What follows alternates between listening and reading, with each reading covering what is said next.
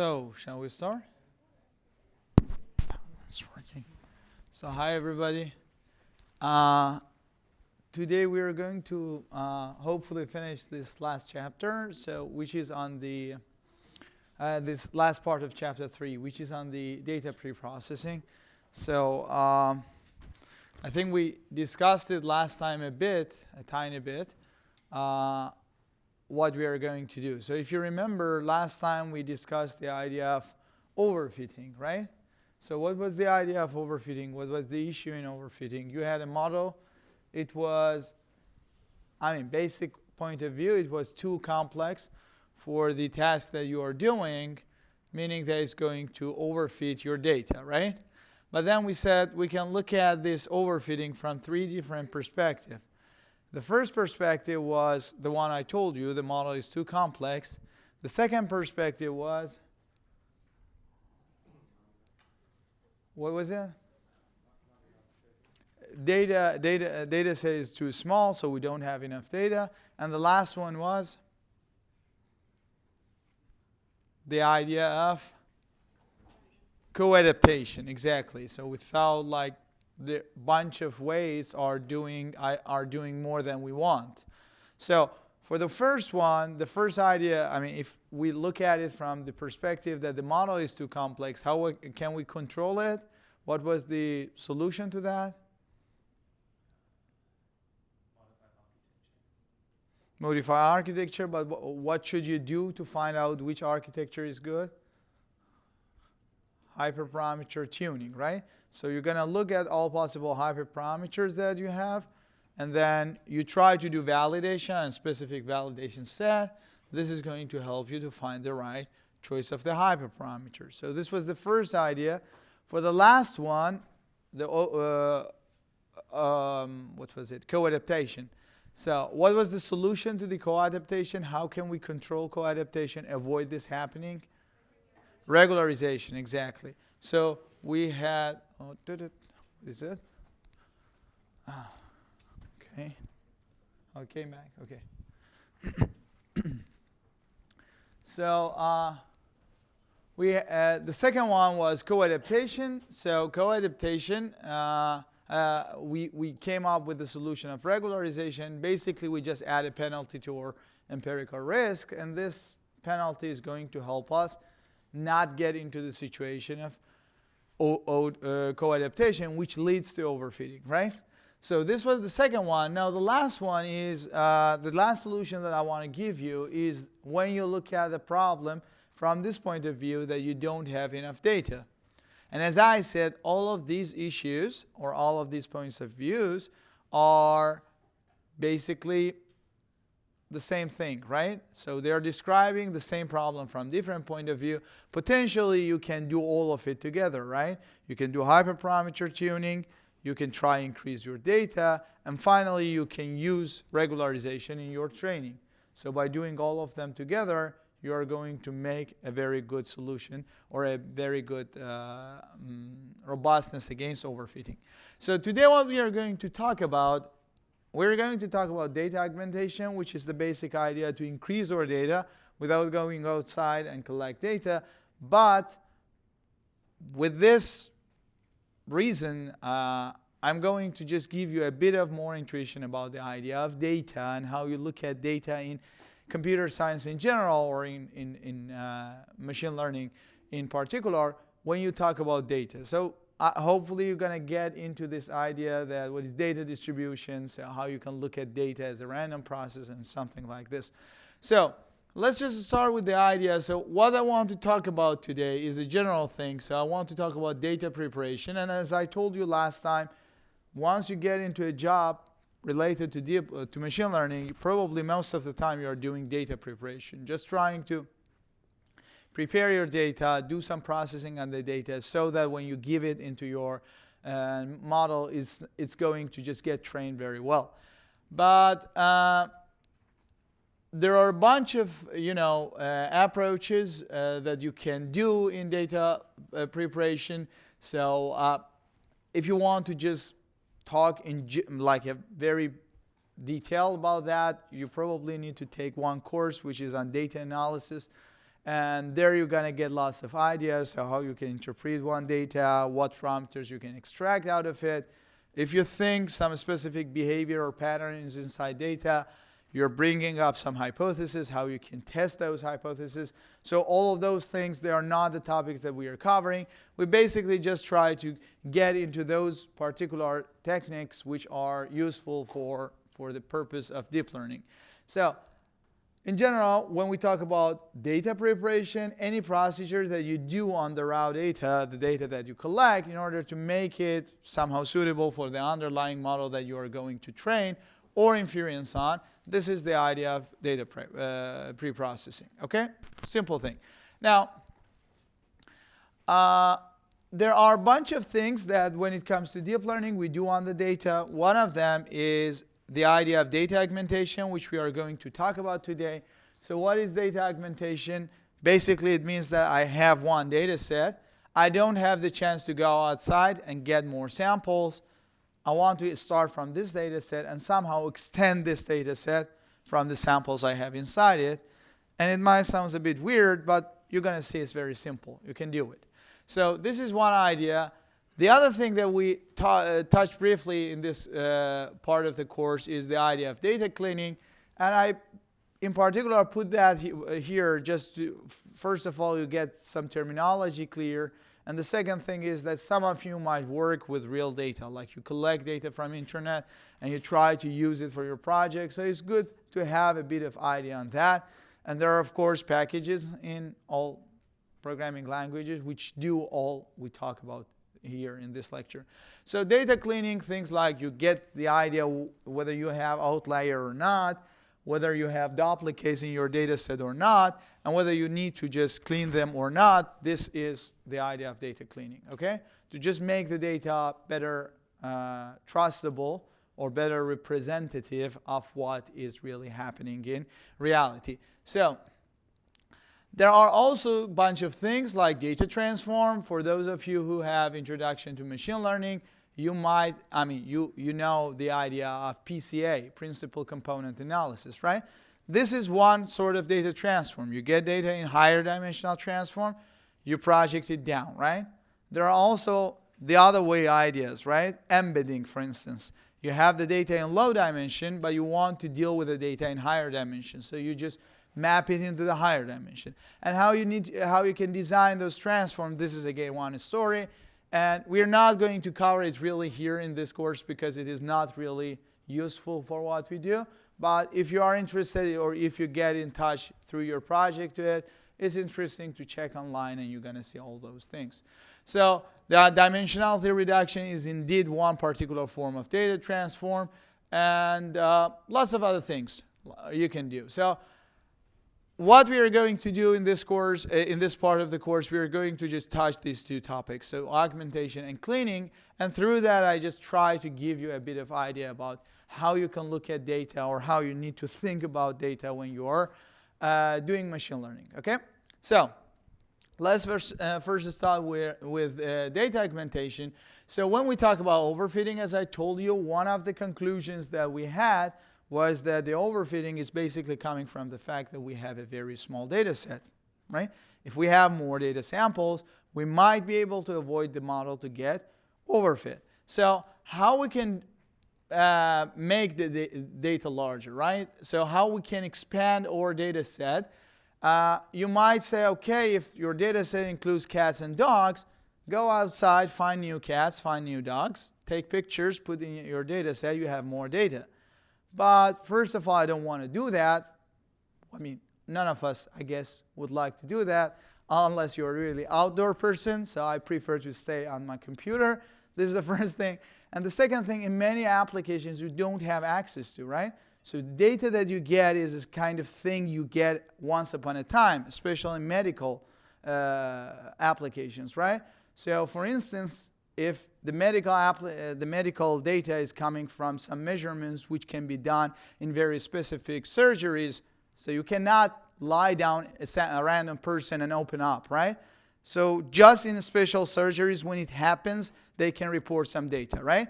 So it's not like you have access to all kind of data all the time.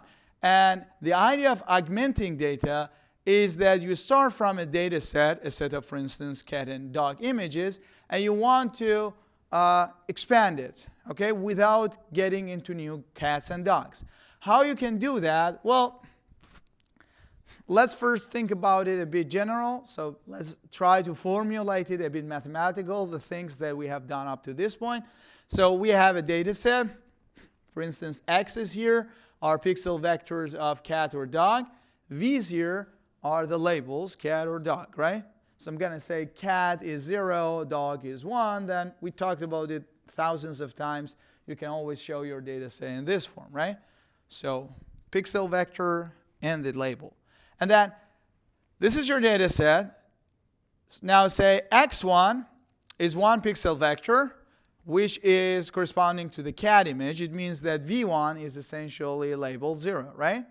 Now, if I can make one function a, and this function is getting one vector, n-dimensional, and it's just converting it into another n-dimensional vector. You don't ask me how yet. I'm going to explain it later. But say you have this magic function a, it gets x1, and then it gives you another x hat. So x hat out of x1. And this is again n-dimensional, right? And you look at this x hat, and you again see a cat. So it means that you have the same label as before. The label is cat or 0. Then what you can say, if you find that this x hat and 0 is not inside your data set, so this cat, this new cat, which was built based on the cat inside my data set, does not belong to my data set. Then you can add it, and now you have one data set which is larger. Correct or not correct? Yeah? So this is the idea of augmentation. You have one sample. You get that sample. You have one magic function A. This function gets your data. It produces something out of your data set, but you can label it still as before. So you get this new data with its own label, and you put it inside the data set, and you increase one sample, right? Now, you might tell me, okay, this function sounds quite magical, but for our example, it's not really magical, right? Why? Say you have a cat image, right? If you shift it, it's still a cat image, right? If you rotate it, if you squeeze it, if you do any of those kind of geometrical transform on it, it's still a cat image, right? But does it exist in your data set?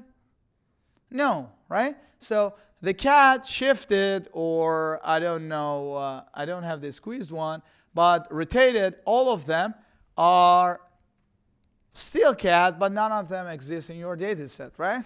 So you can again include all of them inside your data set, and you label them the same, right? Now you have more data. There is a bit of problem here, and the problem is that you might say that this data is not completely independent of what I had in my data set, because it's the same kind of cat, just rotated, right? And you're totally right, but nowadays, for now, you don't forget, you don't think about it yet. We're going to get into that later, okay? So the whole idea is that you have one data sample, and then you can do some transform on it, and once you do the transform, then you can get a new sample which does not belong to your data set, and then you can write it down, put it back in your data set. Now, one question, for instance, if I want to write down mathematically this function A for this image, and this A is going to do a rotation or a shift, what kind of function is that? A permutation matrix, right? It's a linear function, right? So potentially, if you find a right linear transform, which does rotate images, you can always use it, right? You get every single data that you have inside your data set. So you find one matrix A, which rotates images, and then you can get every single data inside your data set, every single pixel vector. You multiply it with this A, and then you have a new sample with the same label, right? And you add it to your data set. So you can effectively increase the size of your data set. Any question? Everybody's clear? Yes? Any side effects with this? Sorry? Side effects. side effects, the side effect is the one which I shortly mentioned. So you're adding a data which is not totally independent. And when we get into cleaning, you're going to see. So you might have a sort of pseudo duplication inside your data set. It might impact, but you can always try it. So for instance, if it's this classification problem, cat or dog, it's going to improve. Because it's going to make your model, if your model is super simple, it's going to make your model rotation invariant. Because you have all the rotations of the cat, your model gradually learns. It doesn't matter how the cat is rotated, it's going to classify it as a cat, right? So for that purpose, it's okay. But for instance, it's known through experiments that if you get X-ray images and then you shift it, I guess horizontally, I'm not sure if it was vertical or horizontal, but in one of the direction. If you shift it, that augmentation not only does not help, but it's going to make a sort of shift invariance to your model, which going to harm you in the accuracy of your diagnosis. So it has been seen. So people in medical domain are very hesitant to do that. But it's not the only way you can augment, of course. Yeah. Yes? Is augmentation for specific data sets, for example? Yeah, sure. Depending on your application, the kind of data you have, you're going to find the right way of augmentation. And we're going to talk shortly about this. So, any questions? No question? Okay, so this thing that we did here, this is what we call it augmentation by engineering. And why do I say engineering? Because I'm fixing the transform, right? I'm fixing this function A. I'm fixing my transform to be rotation or being shifting, right? Nobody's learning anything yet, right? It's just one fixed function, so I'm engineering things. So, for instance, if you have images, there are a bunch of engineering augmentations that you can do. Like what we did here, you can do any geometric transformation, you can do random rotation, shifting, anything like that.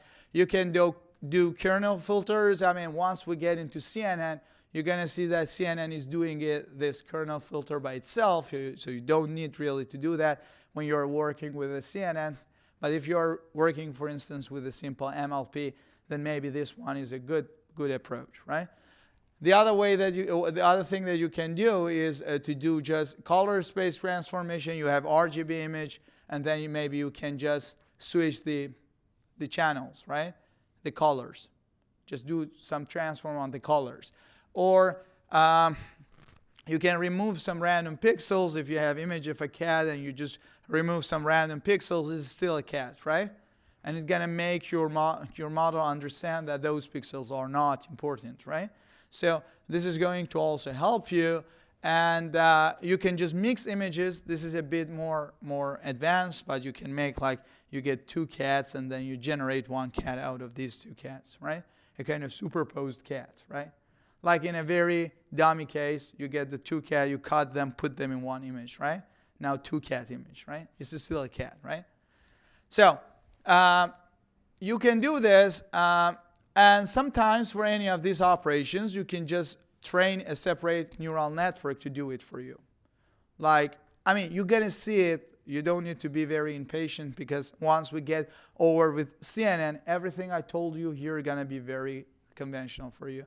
But you can train one separate CNN which gets one image of a cat and does a bunch of rotations on it, right? And you can train that model, okay?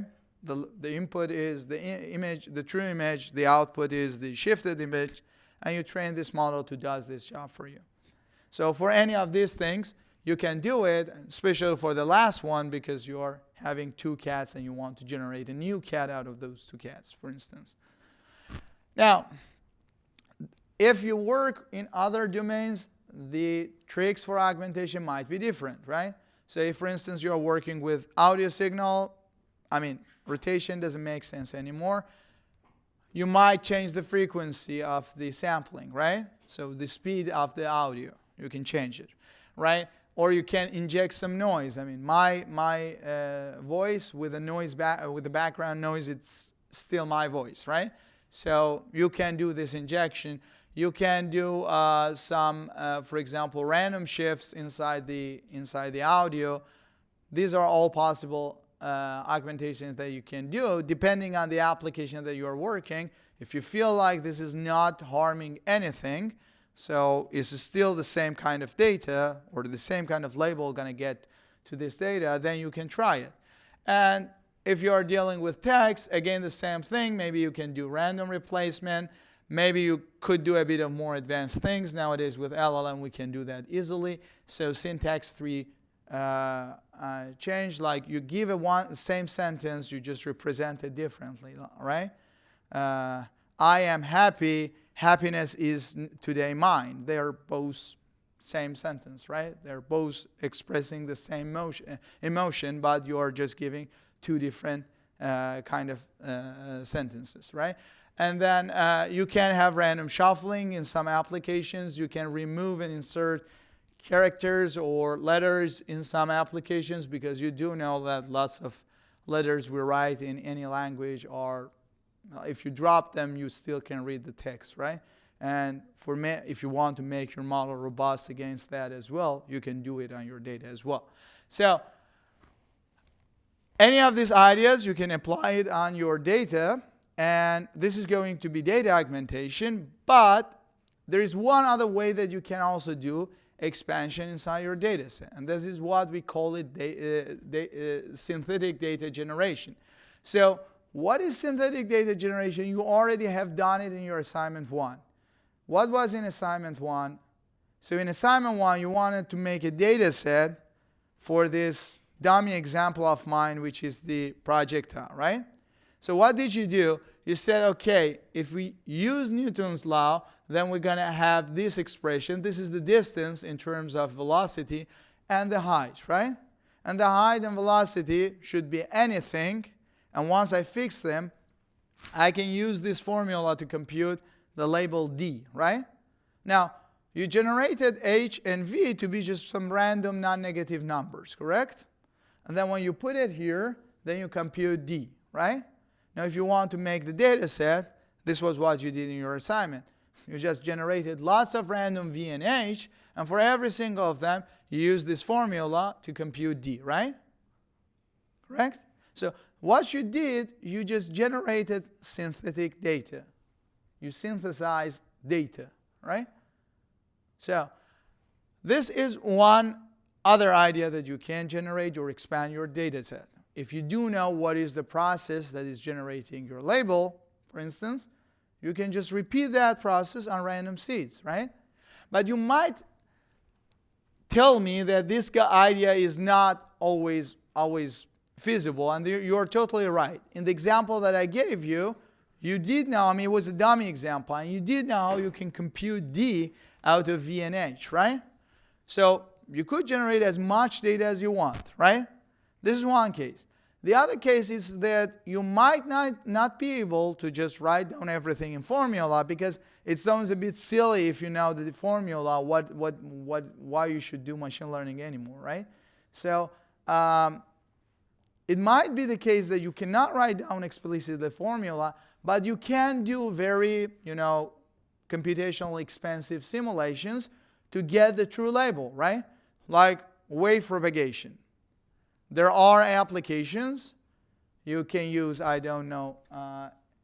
you can use different kind of simulating environment, EM simulator, to just now understand how one electromagnetic wave propagates in one environment.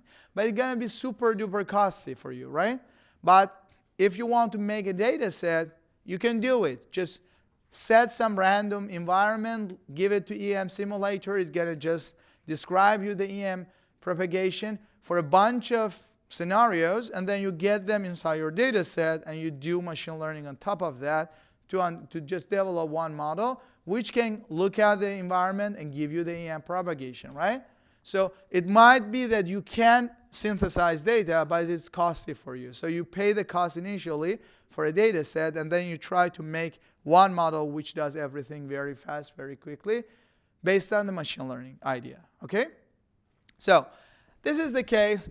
But now, when it comes to just defining the idea of synthetic data, you should pay one key attention here, and that is that when we talk about synthetic data generation, we always think about producing data samples from random seeds. So we basically do know the procedure that the data is being generated, the label is being generated, and then we just need to initiate that procedure with some random seeds, and for every single random seed, every realization of that random seed, we're going to get one sample, right? And we put all of those samples inside our data set. So synthetic data generation is making new data by simulating the procedure starting with a random seed, right? Whereas when we do data augmentation, we actually do not start from any random seed. We start from data inside our data set, and then we try to do some sort of transform, some sort of mapping on those samples to get new samples, right? These are two different things. Augmentation and data generation are two different things, okay? So you are not generating anything new when you do augmentation. You're just using the ambiguity of your data to just make new samples. Now, you might tell me that synthetic data generation is simply one idea for scientific experiments, like the example we did in the assignment or the example of EM simulation I told you. But I guess nowadays everybody's using ChatGPT, right? And everybody knows that you can generate data from random seed, from random noise, using a generative model. If you don't know it, wait till chapter 8. We're going to do that, okay? You can, nowadays we have generative models. You can just start from one random noise. So the image is purely a random noise. Just every pixel is randomly generated by a Gaussian distribution. You pass it through a generation process, like a diffusion model or variational autoencoder. Any of those processes, it's going to just give you one. If you train it well, it's going to give you one cat image, right? And if you want to just generate data, you can still do it nowadays. I mean, a couple of years ago, we don't think of that. But nowadays, we think of it. We can generate new cat samples from generative models, right? So, any question on that? Everybody's clear about augmentation and synthetic data generation?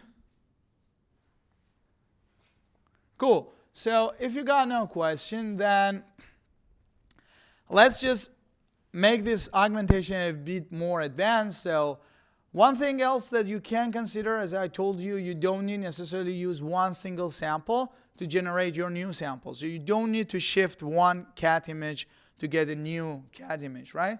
Maybe you can get multiple images of cats and then you generate a new cat image, right?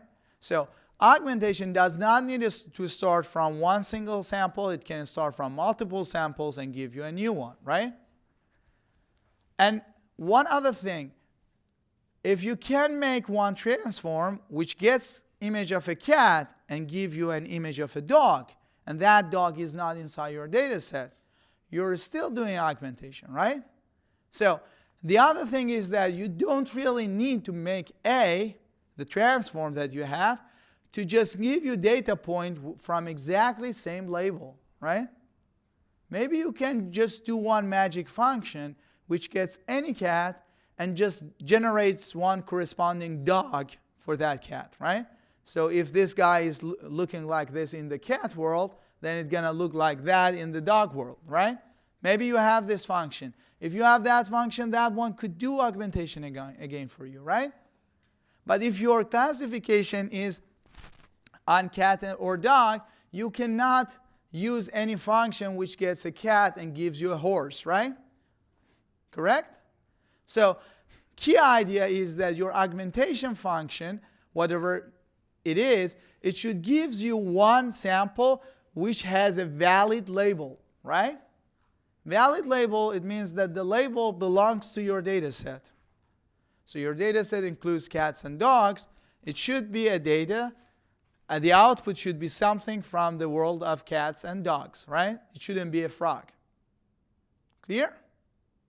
So we can just think about any of this stuff. I mean, I guess like when I was a student and people talk about this, it was a kind of, fantasy at that point of time. Like they say, oh, if you have a function getting a cat and giving you a dog, this is still augmentation. Nowadays, you know with machine learning that you can do it, right? You're going to train one neural network which gets a cat and generate the corresponding dog. I mean, it's not anymore a kind of science fiction. But anyways, now that we have this whole idea, we can just precisely state what data augmentation is. So this is the formal definition of data augmentation. A data augmentation technique like it takes training data sets, so it's going to get one, multiple, or all of the data samples you have inside your data set as the input, and then it's going to return you new samples. So it's going to give you a bunch of new images, bunch of new samples from data distribution. And what do I mean by data distribution here? Any clue? I don't want you to define data distribution. It's going to come in a couple of slides. But what do I intuitively mean by data distribution? Not standard deviation. I mean, just think of the cat and dog example. So if I give my cats and dogs images to this function A, whatever comes out of it, what do I want it to be? Cat or dog, right? So by data distribution, I simply mean that right now, okay? But you're going to see the exact definition. So I'm not getting anything horse, anything frog. I'm getting cat or dog, right? And you might say, why this is a distribution? This is what I'm going to unfold for you today, okay? Now, this is the whole process of augmentation. So you give your training data set, and then you get a bunch of new data sets. They do not belong to your data set, but they are all having valid label. This is what I call being from my data distribution, right? Now, if you want to define synthetic data generation, then this guy is again a synthetic data generator as it's going to take a random seed, so it could be a noise, it could be a random number, a random generator, anything like that. So it's given to this model. You don't need to look at your data set at all. You just get the random seed, and then it's going to return you samples from the data distribution. Again, by data distribution, I simply mean samples which are valid samples, which belong to my data space, belongs to the kind of data that I'm going to work with, right? If I give a random seed and I generate some new random number, right? And I'm just doing classification on cat or dog, I don't care about that random number, right? That doesn't help me at all. I cannot add it to my data set, right? Everybody's clear? Any questions? So the idea of augmentation and synthetic data generation is roughly clear now for you, right? Now, let's unfold this idea of data distribution, because I think this is the one which is bothering, right? And you know, when I was a student, the professor says this, then he goes for the next chapter. But since I'm a very good professor, I don't do it. So I'm going to explain what is data distribution, right? Now, this is the whole issue here. And from my side, even if you don't know what is it, you're totally fine working in deep learning, okay? The only reason that I do it here is because I want you to be able, when you read a new output in the world of machine learning, you understand what they are saying, right? You don't think that they are talking about something super complicated, okay? They're basically talking about what you can understand easily. Yeah. So now let's just unfold what is this idea of this data distribution. So what is data distribution? So when we talk about data distribution, usually in machine learning or in data science, what you think about the data is that anything that you are collecting, cats or images or data on human being, anything, you always think that this is coming from a random process. And what does it, how we can imagine that? We imagine that there exists one machine. And whenever we push the bottom of that machine, it's going to give us one data, and that data is a valid data. It means that if I am doing classification on cat or dog, when I want to think about the data that I am working with, I can imagine that there exists one imaginary machine. Whenever I push the bottom of that machine, one random cat image or one random dog image comes out of it, right? But it would never happen that I push it and I get a frog image, right? So this is how I think of it. So it's a kind of, abstract machine which generates only the data samples from the data domain that I am working with. And you might tell me why we think of distribution, because if we think of distribution, everything gonna get much more consistent with whatever we know from statistics. Everything gonna get much easier to work with. So let's look at one example, and then you're gonna get this hopefully more clearly. So let's consider the example of MNIST dataset. Okay, what is MNIST dataset? MNIST dataset includes all handwritten digits, 28 by 28 pixels, right? And this is an 8-bit image, correct? Meaning that every single sample, every single pixel on this image is given with 8 bits, right? Now, what is the possible choices of every single pixel on this image? So if this is one MNIST image, I'm now showing it. Okay, let me show it like this so you have it in this diagram as well. So it's gonna be something like this. So this is the first column, second column, so on till 28, right? And again, first row, second row till 28, right? So you're gonna have all of these guys. Now, one guy here, one pixel, what could it be? It just, I just use 8 bits to show it. So what could be the number that I wrote there? It could be 0, 1, 2 till 255, right? So it could be 0, it could be 1, and so on till 255. Or in general, it could be from 2 to 256 different cases, which is simply 2 to the power 8, right? So with 8 bits, you can just show 256 different integer values, or 256 different cases. So this is the value every single guy has here. Now, you tell me, can I count the number of 28 by 28 pixel images? All of them 8 bits. Can I count their number? How many of them I do have? Can you do it? We can do it, right? It's going to be a big number, but we can do it. Just let's do it together. So every guy, every single image is 28 by 28 pixels, right? So every single pixel is 8 bits, so it can be 256 different cases from 0 to 255. And these are the one which we have in the MNIST data set. They are handwritten numbers, right? But we can count the whole number of 28 by 28 8 bits images. Okay, we can do it. We're going to do it in the next slide. One thing that we should pay attention right before we start, if we count the total number of images 28 by 28, do they include, or all of them handwritten digits? No, right? Because one of the images could be, this is black, this is white, this is black, this is white, and so on, right? This is one of possible images, correct? And then that one is not handwritten digit, correct? So this is the all 28 by 28 pixel images, which are 8-bit images. They are not all of them are not handwritten digits. This means that all of them are not the kind of data that we want to work with, right? Okay, keep that in mind. And now, this is one point, but what we have inside MNIST is definitely not the total number of handwritten digits which are presented in 28 by 28 image. So let's just have a computation on that. So 28 by 28 is simply 784.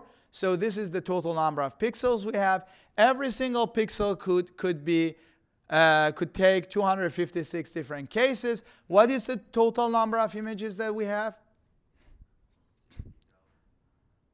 No, not in MNIST. How many 28 by 28 images I could have?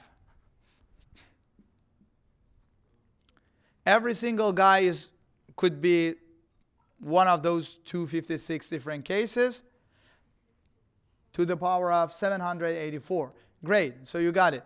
So this is the total number of images I could have, right? Every single pixel could be 256, and then I have 784 different pixels, so this is the number that I could have, right? And then it's a very huge number, and I cannot tell you exact number, but I can roughly say that it's going to be, first you can write it down 2 to the power 8, and then you do this calculation, and then 2 to the power 10 is roughly 1,000, right? If you do this approximation, it's a bit more than that, it's 1,024. But if you do that approximation, then you're going to say this is definitely more than this number, right? So 28 by 28, every single guy is 8-bit pixel, then you're going to have more than 10 to the power 1,881 different images, right? It's a huge number, but this is still a finite number, right? Correct? Great. So I have roughly this much images, and how many I do have in my MNIST? I have 60,000 training, 10,000 testing, so I have 70,000, which is smaller than 10 to the power 5, right? Now, you look at this guy, 10 to the power 5, and you look at this guy, 10 to the power 1,881, and you tell me, can you guarantee that every single handwritten digit is included in MNIST? No. There are lots of other combinations we have not taken a look at within this set of huge number of possible images, and they could be handwritten images, right? So, as I told you, not all of them are handwritten images. This is the one which I made initially. This is 28 by 28 pixel cat. You can still present it as a 28 by 28 8-bit image. So this is one of those 10 to the power 1,881 images, one of them, which does not belong to MNIST, right? So even if you generate that, you do not include it in MNIST, because in MNIST you only want to have handwritten digits, correct? This is one point you should keep in mind, and the other point is that whatever you have in MNIST is a very, very, very tiny bit of the real world, or the real number of images you can make by 28 by 28 pixels, right? Everybody's clear? Okay, great. So, now, as I told you, this 70,000, it can by no means be the whole number of handwritten digits that we could have. One simple example, I just write 1, 3, and give you just put it into 28 by 28. This does not belong to MNIST, because definitely I do not like exactly like those childs who have written MNIST. So this is a new data point, right? So you definitely know that you do not have all the data. Now, can we define something that includes all of these guys? Well, this is something that we call it data space, okay? And data space sometimes has a bit of different definition. So this is why I just define it to just be very rigorous. I just define it to a space of possible data. So what is a space of possible data? This is one set, and this set includes all possible data points that you could have. Okay? All possible samples that are fit to your problem. So in the example of MNIST data set, what does it say? What is the data, the space of possible data? This is the set of all 28 by 28 pixel images that are handwritten digits, right? Now, let's look at this diagram here. So, I told you we just counted it together, so we have a very big set. This is the set of all possible 28 by 28 images, right? So the number of them is that guy, 2 to the power 60 to 72. So this guy, the number of guys inside it is 2 to the power 60 to 72, right? So you have this much images inside this set, right? But all of them are not handwritten digits, right? So there is one subset here, right? And this is the subset, which I'm calling it data space. Okay? This is my data space. Okay? And this guy is definitely a subset of this one, so this number is definitely less than this number we computed, but MNIST, in the best exaggeration case, could be this guy, right? It's a tiny bit of this set, right? There are lots of handwritten digits, 28 by 28, not included in MNIST, right? Everybody's clear? Now, this is what I call it the data space. So this guy is what I call it the data space. And if I want to train my model, I always want to get something from this guy, right? The more I have from this guy, the better my model is going to get trained, correct? So, in the case of MNIST, space of possible data is all images, 28 by 28, all of them 8-bit pixels, and then they are images of handwritten numbers, okay? Handwritten digits. Everybody's clear? Any question? No question? Yeah. I guess bringing this back to the example with the cat and the dog. Yeah. When we're doing data augmentation, if we're trying to get new digits, we don't want it to come up with like, you know, our data set is made of 1, 2, 3, 4, 5, 6, 7, 8, 9. We don't want it to come up with a letter. Definitely, Like exactly. That's That's it. That is out of your data space. Exactly. So anything that you get, you want it to be inside your data space. So your augmentation should be in a way that anything comes into it, the new thing coming out of it is from that data space. inside of like the game. Inside this guy, right. So you get 1 point here, and then when you give an output again, it is inside this set. It's not coming from, because if you get here, then this is invalid data, right? You cannot use it. Yeah. The shaded part is your x, which is Yes. 2 to the power 6272. What about the No, x is not this. X is this guy, the shaded. This is x.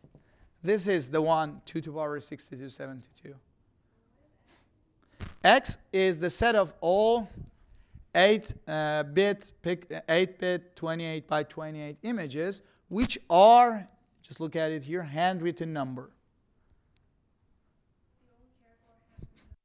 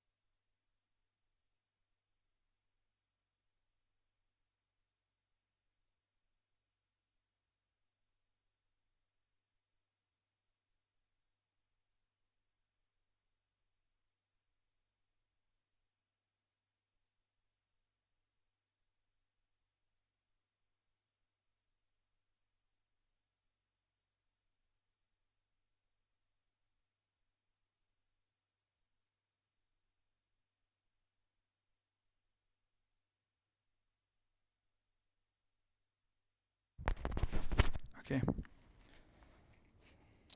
With the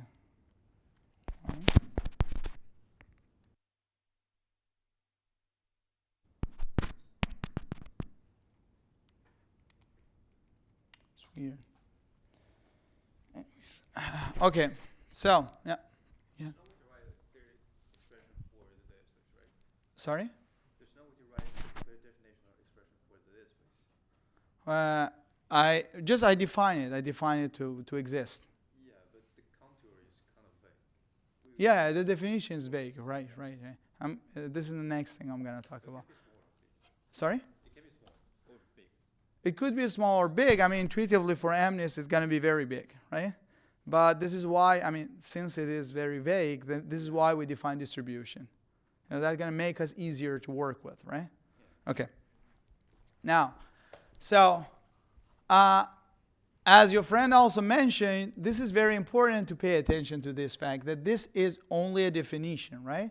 So I never ever have access to this set X, to this data space. I never have access.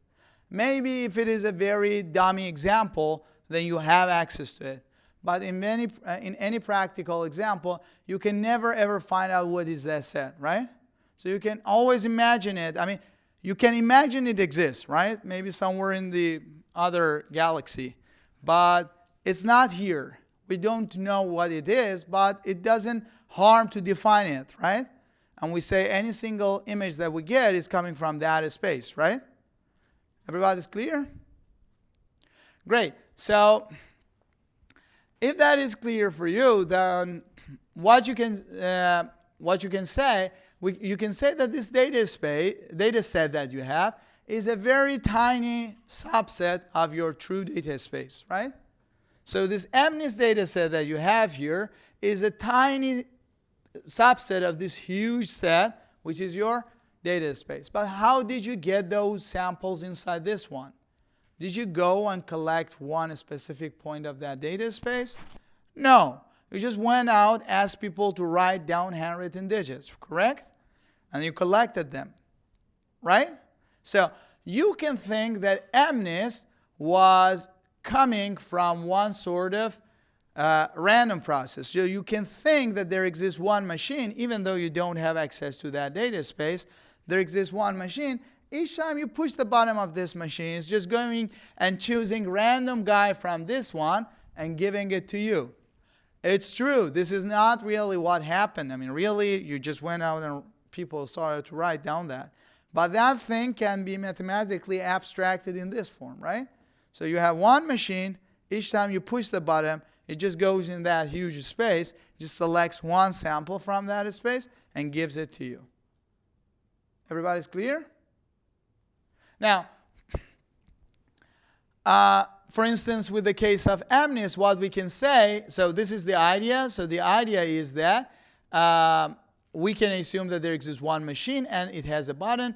And each time you push that button, it's just randomly going into that space, taking one sample from it, and it brings it back to you. Okay? And in the case of MNIST, what you can say you just push the button for 70,000 times, right? But it's by no means enough, right? If you press it more, you're going to get more new samples, right? Everybody's clear? Any questions? Okay, so if everybody's clear, then the distribution of that machine, or the kind of probability distribution by which this machine just randomly select from that set, is going to be your data distribution. Now, why do we define this data distribution? Because now when we have data distribution, we don't need to focus on the data space anymore. Yeah? I could say that I have one machine which is generating points randomly from anywhere in this big set, right? But the chance of those points coming from here, it is, what is it? It's 0, exactly, right? So this is going to just get you rid of that vague space, vague definition of data space. Because here when I wanted to define the data space, I told you X's which are classified as handwritten digits. But this is hard to say what, I mean, maybe I look at one image and say it's handwritten. You look at that image, you say that, no, it's not handwritten, right? So there is not a ground truth for that. It's a hard thing to define this set really precisely. But I can say the set of all possible 28 by 28 images. And I can even count their number, right? And then I would say my MNIST data set is random samples coming with one data distribution. And that data distribution is mainly focused on those guys who are handwritten digits, right? And they are not coming from anywhere which we have obviously no handwritten image, right? So this is a better way of defining your data space. So this is what we call a data distribution. So it's a kind of distribution that your data set has been generated from your data space. Everybody's clear? Any questions? So again, this data distribution is something, science fiction again. Yeah, it's not in our universe. We don't have access to it yet. Maybe sometimes in future, I don't know. But we don't have access to it, right? But the good thing about it is that it's a kind of mathematical definition which can define the process of getting data to us, right? So it can abstractly think any data that you get. I mean, you go out and just give a query to ask people about their height, weight, their habits, things like this, right? Again, you can formulate it the same way. You could say, okay, height of human being could be from 0 to, 1,000. Nobody can just, it could be any positive real number, right? And then you can say, weight of a human being, again, could be a positive real number. The habits could be A, B, C, D, E, F, G, things like this, right?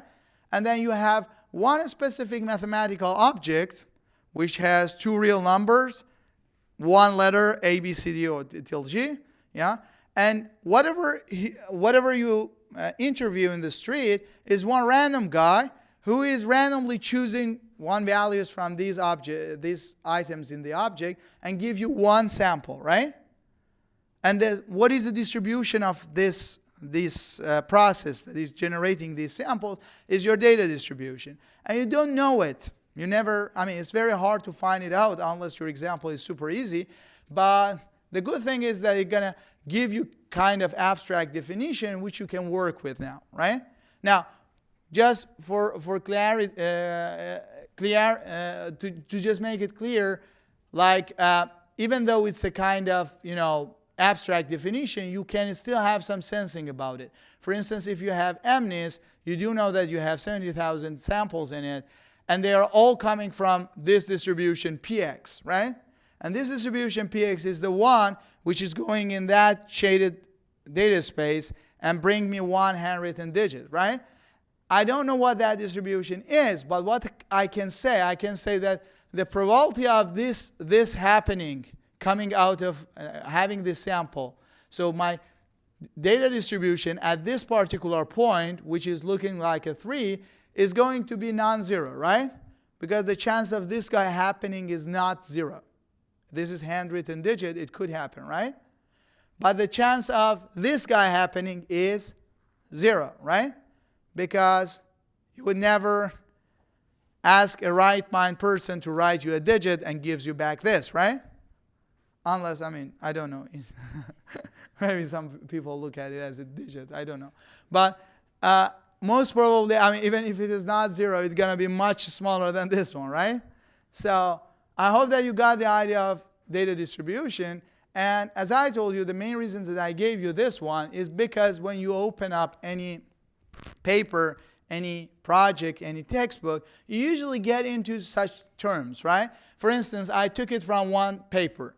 So the learner is simply your model, the one which you are training, right? Has access to a small reference data set. So it's a data set. A reference is just the one which you train based on, training data set. And then this data set is x1, y1, x till this guy of empty samples drawn IID from target distribution. Oh, if I read it day 1, I'm going to say, okay, this is a super duper complicated probability theory problem. But it's nothing specific. X's are your cat images, Y is their label, okay? And then your data distribution is the one which gives you pixels of a cat and its label. And you have this much samples from that data set. Okay? Everybody's clear? Any questions?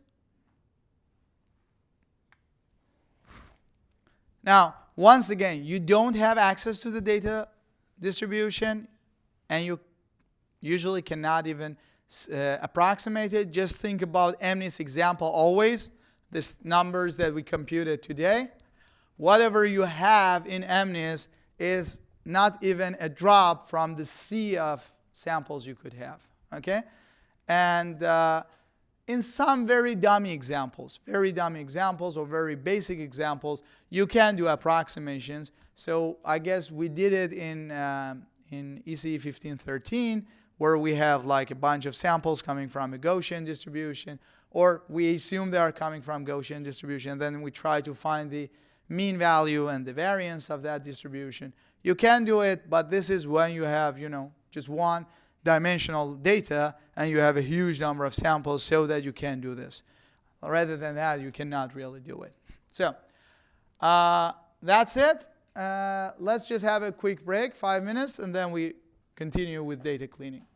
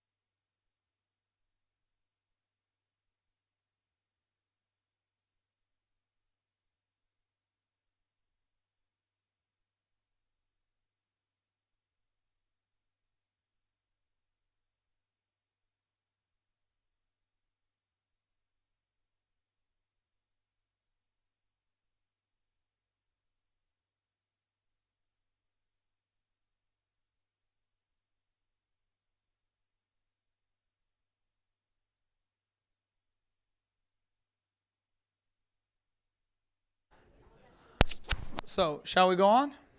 Okay.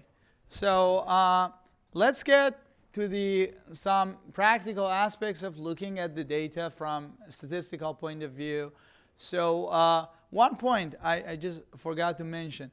The reason that people call the things inside data sets samples is basically because they look at data from this point of view. So they think there is a random process. Now you're sampling from that random process. So this is why we call it data sample. Yeah? This is the reason. The term sample simply comes from a statistical point of view. Now, in practice, the data points that you have are coming from true experiments. But as I told you, you can abstractly look at it from a statistical point of view.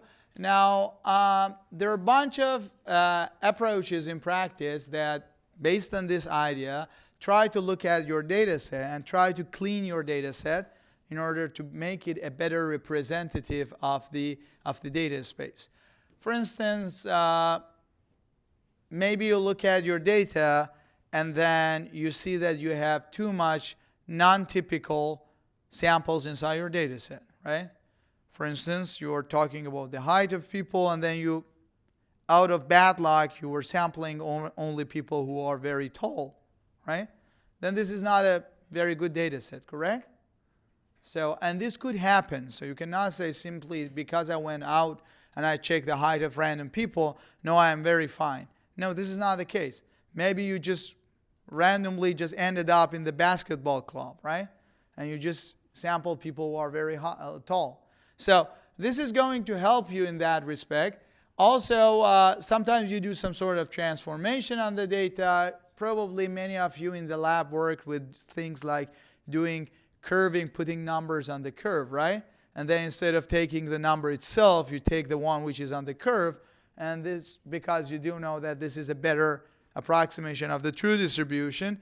And the main reason you do it because you don't have enough samples. Yeah? So you transform your samples to be a better form of representation of the data space that you have. And this is basically what we do in the data cleaning. So if you want, as I told you, if you want to have a complete discussion on that, this is going to be something on data analysis. So it's not simply just the few examples I give you here. There are a bunch of techniques to do that. And lots of them, to be honest, I even don't know. I don't have enough education.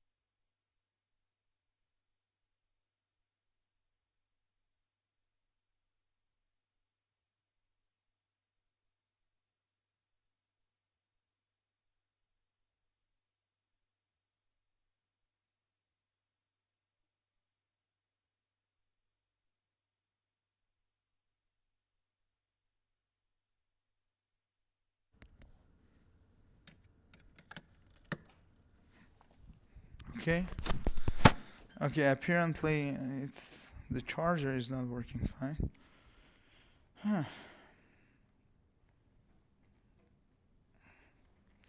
Okay, so now let's get into the idea of data cleaning. So what are the key things about data cleaning? So in data cleaning, what you try to do, you look at your data, and what you do basically is to just find things that you guess are harmful to your data, and they could end up harming your training. The first idea is the idea of duplicates, and I guess it totally makes sense to you. If you look at one data set and you have the feeling that some of the samples are duplicated, like you wrongly copied one sample a couple of times, then you probably need to just get rid of those duplicates, right?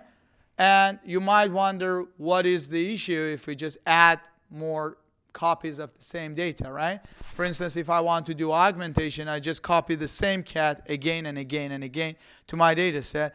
It shouldn't harm, right?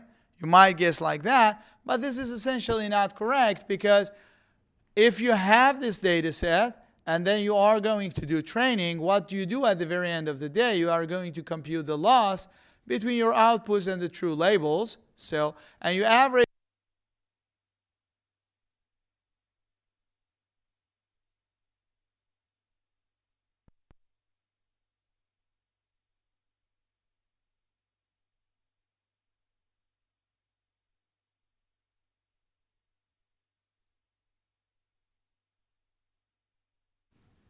Now, okay.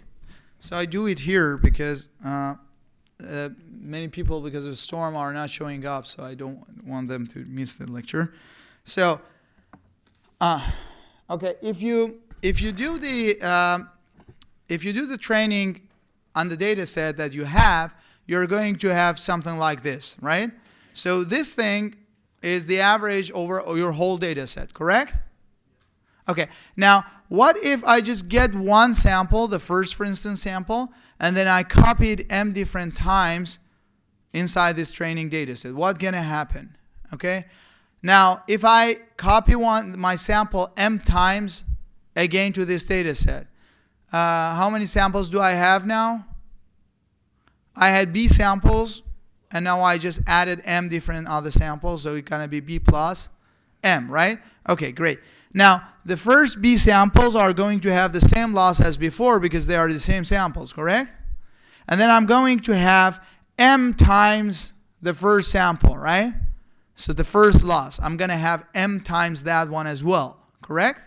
So this is going to be your empirical risk when you divide it by 1 over B plus m, right? And then if m is large, then it's going to be totally different empirical risk, right? So you could potentially put emphasis on some particular samples which are not needed to be emphasized, right? So you don't want to do that, and this is why you should be careful about the duplicates inside your data set, okay? Now, one thing that you should be very careful about is that how the data is duplicated inside your data set. This is again a kind of hard question to answer sometimes, right? Sometimes you do understand it basically based on the intuition behind or the application that you are working with. For instance, say I am just training one dummy neural network, and this is going to get the age, education, and place of birth of people, and it wants to just give you back the number of children they have, okay? And now, you get one particular sample, so you go outside somewhere close to the St. George campus, and you find one of the students who is doing master's degree, and you ask, what is your age? They say, like, we're 22, we finished our bachelor, and we were born here in Toronto, okay? This is one sample. And how many kids you got? Probably nothing, right? So I have no kid as well, so the label is 0. Now, you go and later night, you check all of the data you collected from the St. George campus, and you're gonna see lots of this in your data set. Do you think that this is duplication? No, I mean there are lots of 22-year-old students finish their bachelor, born in Toronto, and they have no kids, right? So the more you have, the better you are approximating the true distribution of your data, right? So it means that you have more frequency on this particular sample, right? And this is not a duplication, obviously. So you don't need to remove it. If you remove it, you are reducing the frequency, the probability of that particular sample inside your data set. This is different from the other case where, for instance, you want to get age and height of people, and then you want just to find out what is their weight, right? And you go outside, you find one guy who is like 48-year-old, and then the height is 176.42 centimeters, and the weight is 73.31 kilogram.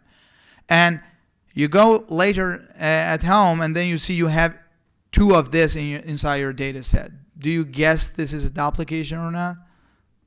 It's probably duplication because it's very hard to find 2 people with exact same height and weight up to 2 decimals, right?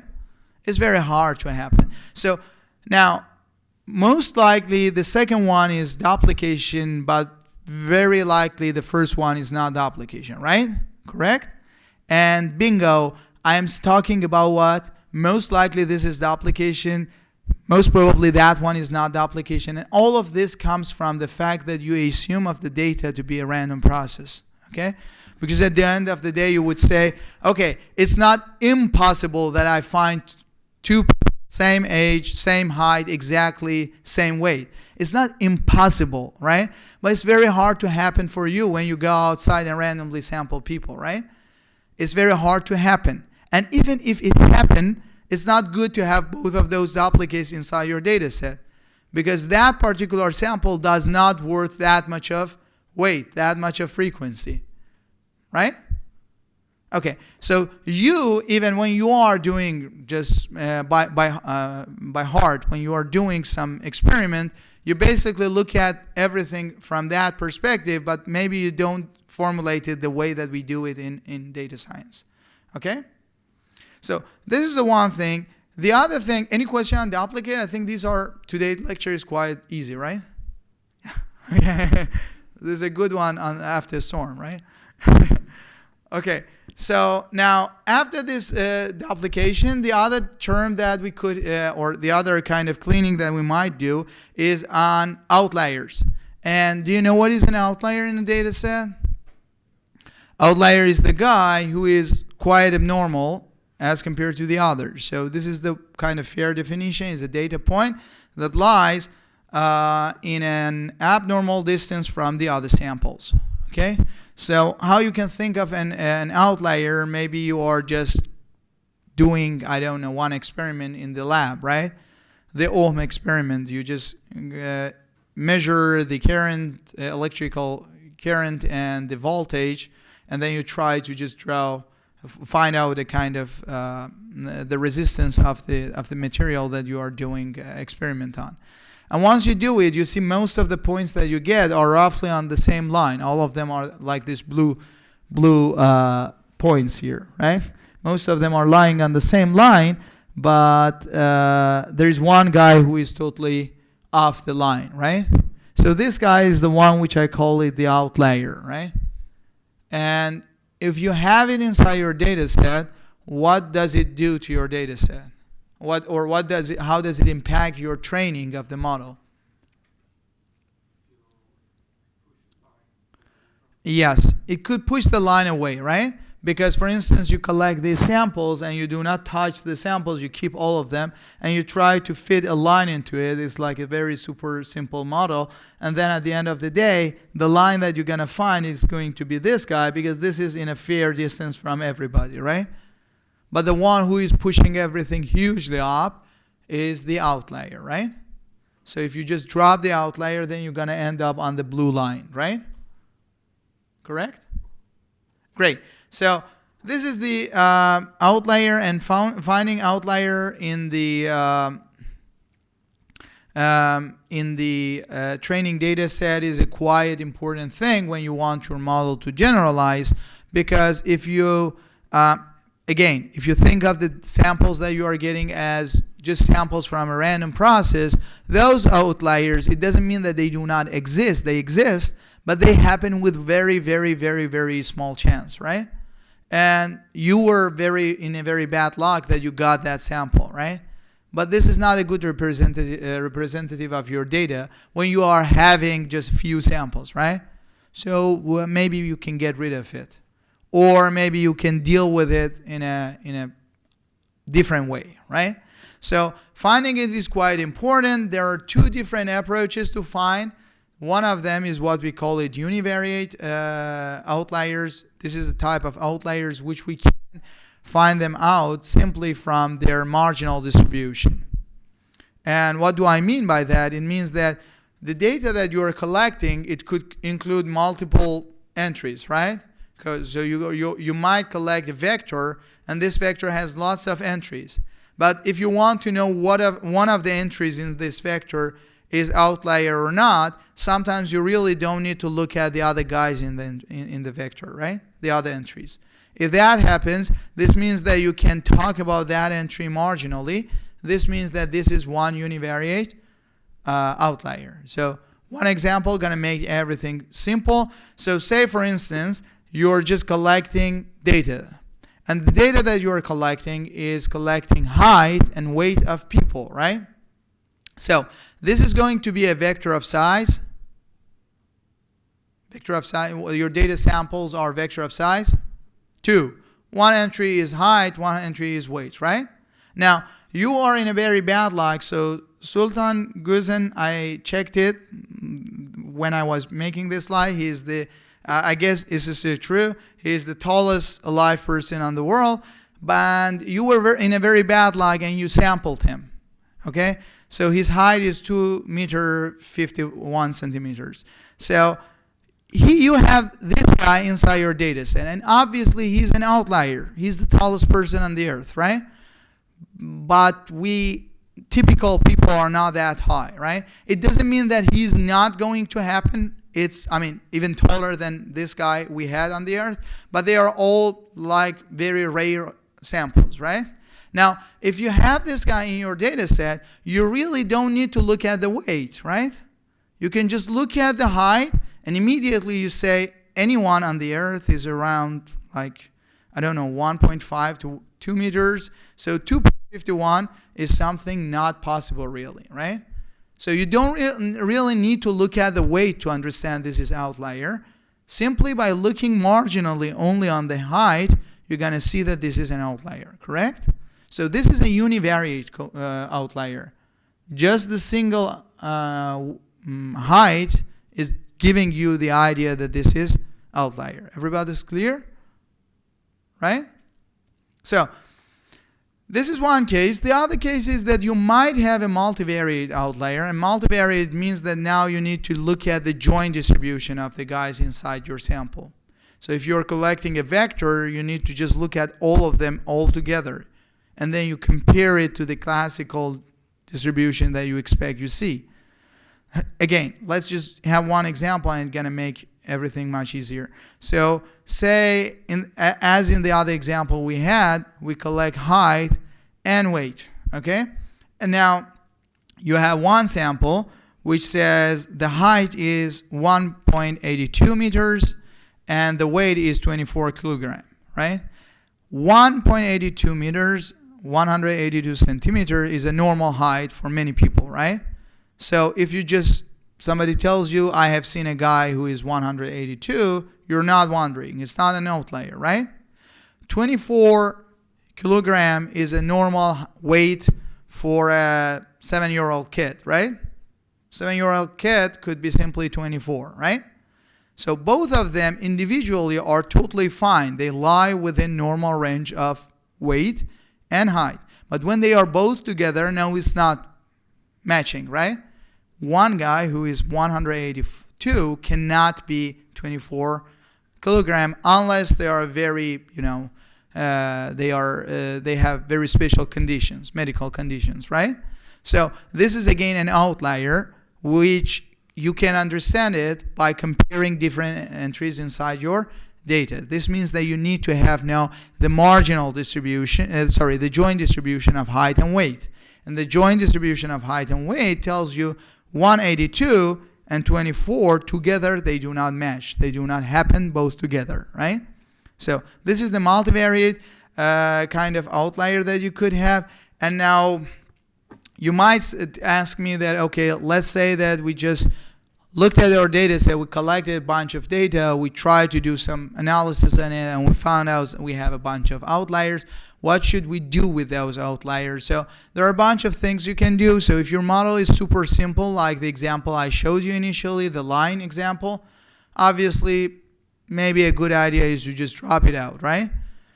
When you remove one outlier, you're going to have two things. One good thing is that you're just reducing the chance of not generalizing, because the issue is that that outlier is probably not a typical thing, right?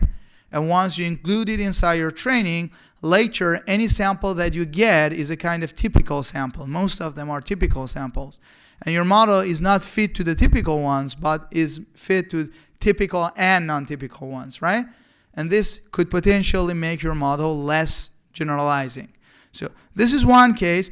But on the other side, if you are dealing with a high dimensional stuff, this could potentially hinder the generalization, because you never can say for sure that this sample that you have is really totally non-typical, right?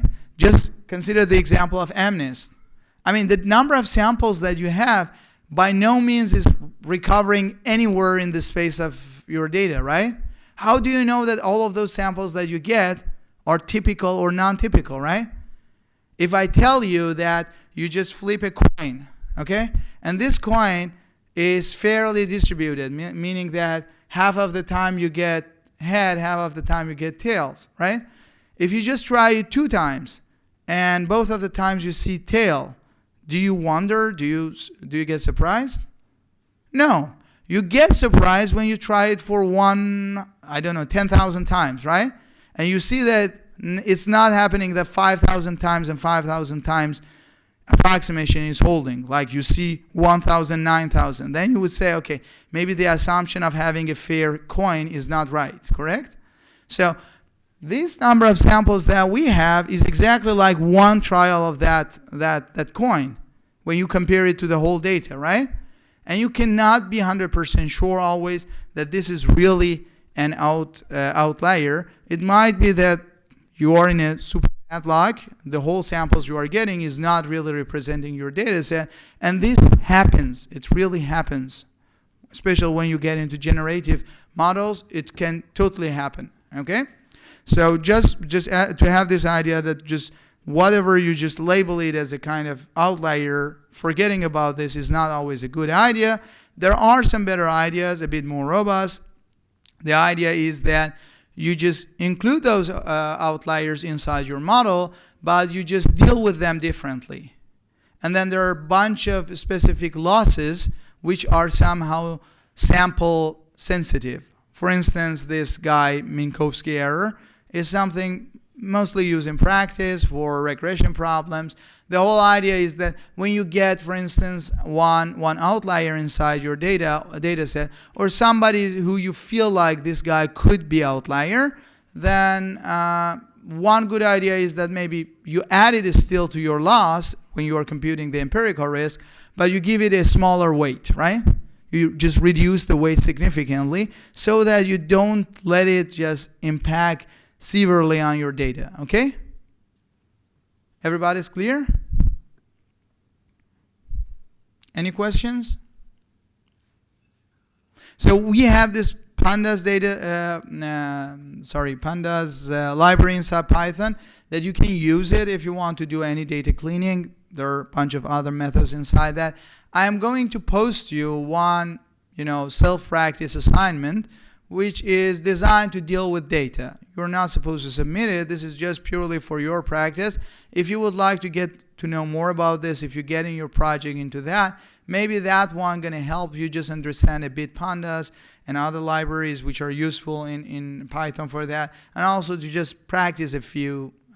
We have one basic data set of salaries, and then you can play around with it to just remove things which are, or clean the data. Okay? Any questions? No question? Okay, so if you got no question, then we're gonna get to the very last part. And obviously I'm not going to make it today, but I'm going to talk about the standardization first, and then we just leave the batch normalization for Tuesday. But definitely batch normalization is not going to be in your exam, so no worries on that. Okay? Anything just included in this lecture, up to this lecture, gonna be in the exam. Okay, so you got a question? Okay, so you did assignment 1, right? And when you did the assignment 1, probably some of you, when you wanted to just import that X, the classification problem, when you want to classify X, that pattern recognition of the X example. When you wanted to do that, you could enter your data, your pixel, which was a 9-dimensional vector, right? So you could enter that pixel vector with entries being 0 to 255, or you could normalize it, correct? So you could put the, for white, you could put it 0, for black, you could put it 255, or you could just factor out that 255, and then you write it 0 and 1, right? And if you use the first one, some of you might have seen that the output which PyTorch is computing is just going to overflow, right? So some of you had this trouble. Probably you factorized that 255, and then it helped you to get rid of that issue, right?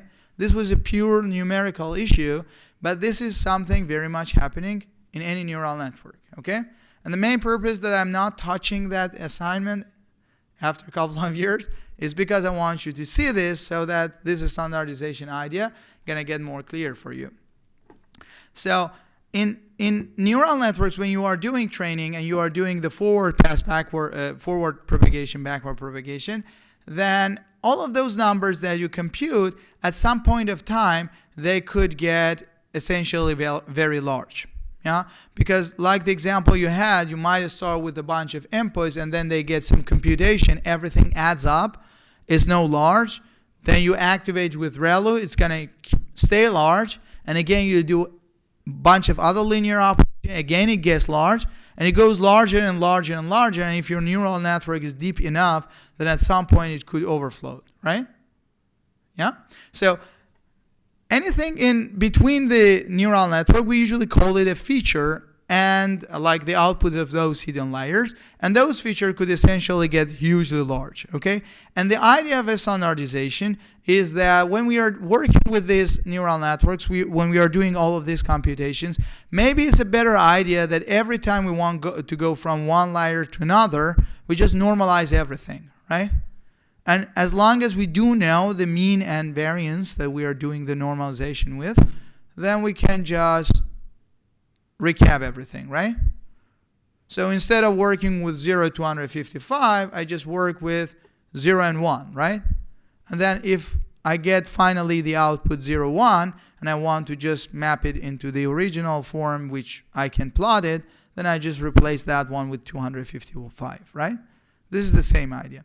So this is the idea that we call it a standardization. So standardization is simply mean that we are trying to make our data to look quite uniformly within a limited range in all the directions.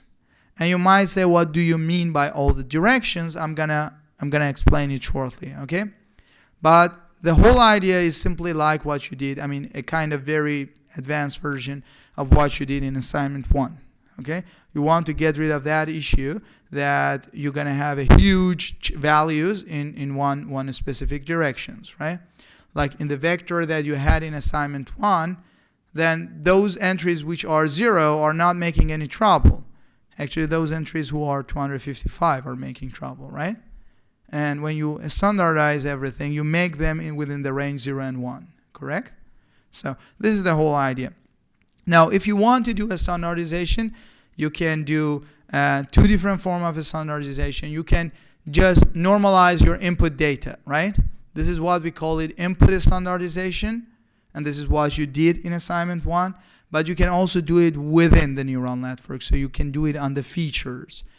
By feature, as I said, I simply mean the output of the hidden layers. Okay? You can do it on that. And when you do it on that, this is not as easy as the input one. And this is what we call it batch normalization. Okay? And you probably, all of you have heard of it.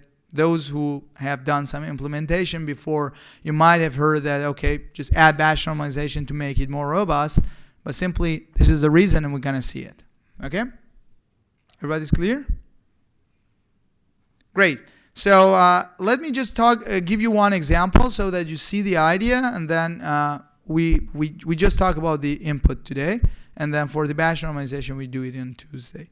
So look at this dummy neural network. So this is what pretty much like the guy who did XOR for us in the first chapter, and I have the inputs x1 and x2, and then it goes through one hidden layer, and finally I compute the output, right? Now here, this value of x1 and x2 are 2 numbers, right? And I do consider 2 different examples. The example A is the case where both of them are height of 2 people in centimeters, okay? Now, if I collect lots of samples, what do you think? Do they differ too much? They're roughly in the same range, right? So if I have height of 2 people in a vector, and I just collect thousands of that vector, then, I mean, the first entry and second entry is statistically the same, right? So they are changing in the same range, they are the same of the same nature. But now you consider that x1 is simply the height in centimeters and x2 is the number of children. Are they in the same range? Are they changing in the same range? No. I mean, number of children is a small integer usually, right?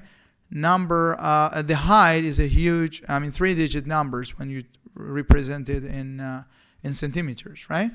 So they are not changing in the same range. And now, if you give x1 and x2 in example B directly inside this neural network, then you can essentially make everything not working perfect. Because one of them is huge, the other one is a small integer, right? And all the calculations are getting dominated by that large number, and essentially it's going to harm anything, including your optimization. So, if I want to just draw a bit or visualize it a bit, I can just simply draw the box diagram for those data, right? So here you have the box diagram for x1. In this is example A, where we have both of the guys having height. So in these box diagrams, you see both of them are roughly in the same range, right? And it makes sense. I mean, their height of people, I mean, you just go randomly select, and they are roughly the same values statistically, yeah, distributed the same. But if you consider the second example, one of them is huge, somewhere around 170, for instance, and the blue one, x1, and the x2 is just, I don't know, 2 or 3, right? And this is in that range, correct? So this is now different, totally different. And this can essentially harm us, not only in the forward pass, but also in the backward pass. So one thing that you can, if you remember when we were talking about optimization in beginning of this chapter and also in chapter 1, I told you that, I mean, if you have, for instance, large dimensional optimization, you could potentially have your surface, which is describing your empirical risk, having different curvature in different directions, right? And we always thought of this simple example when we have only 2 weights, and the 2 weights are describing a 3-dimensional surface, and this surface could be like a bowl, but if you have your W1 and W2 being scaled differently, then your cuts, your contours gonna be ovals, right? They're not going to be circles. So this is roughly the same idea here as well. So for instance, in this example A, if we think of this input and we assume that we are still dealing only with 2 weights, okay? It could potentially be that the weight that, since both of the weights are getting data of the same range, then they could essentially show the same behavior on the surface in their direction, right?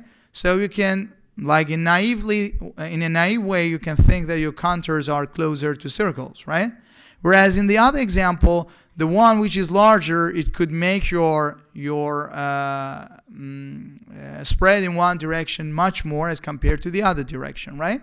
And this could potentially harm your optimization, because now in this case, in case B, you cannot simply use an efficient value for your learning rate, right? You're very limited with the smaller guy. Now, what if you could just take the smaller guy a bit larger and the larger guy a bit smaller, so that they are now looking in the same range? And as long as you do know that number, which you have scaled everything with, once you're over, if you really want to get back to data, you just need to redo the scaling, right?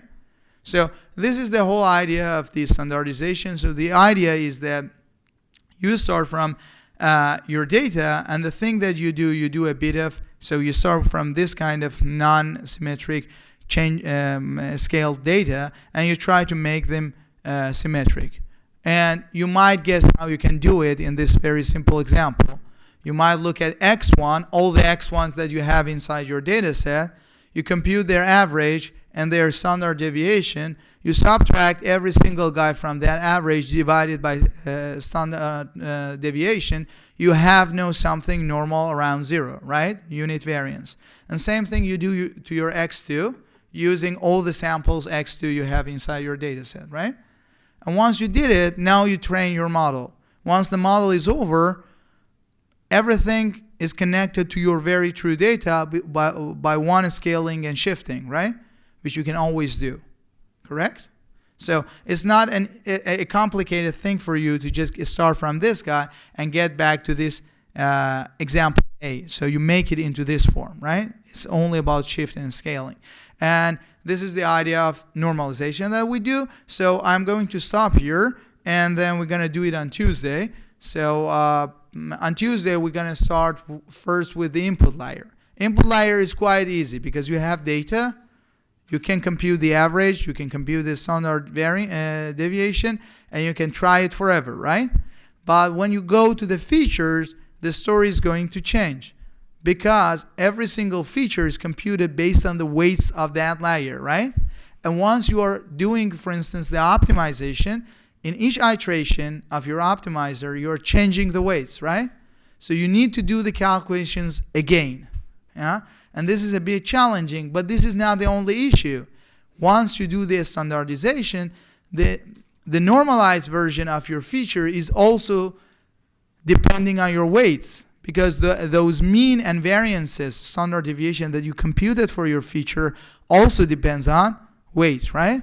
And when you want to do the backpropagation, it's going to be a nightmare. It's really a nightmare. Okay? But we are going to just talk about the nightmare. We don't really get deeply into that. Okay? But you're going to see it's not really a nightmare. It's again a chain rule. Okay?